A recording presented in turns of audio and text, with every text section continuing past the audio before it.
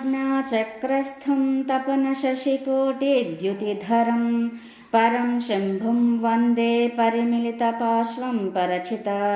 यमाराध्यन् भक्त्या रविशशिशुचीनामविषये निरालोके लोके निवसति भालोकभुवने विशुद्धौ ते शुद्धस्फटिकविशदं व्योमजनिकं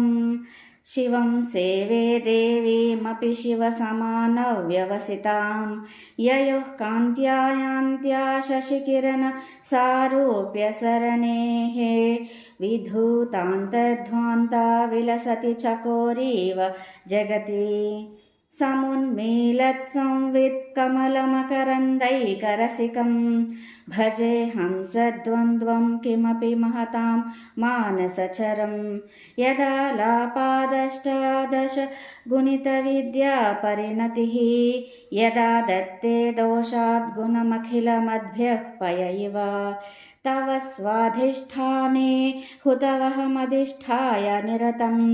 तमीडे संवर्तं जननि महतीं तां च समयां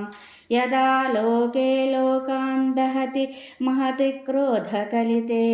दयाद्राया दृष्टिः शिशिरमुपचारं रचयति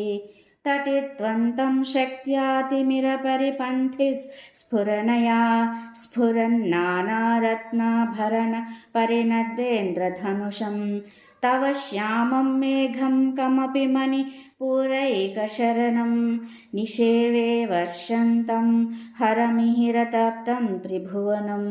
तवातारे मूले सहसमयया लास्य परया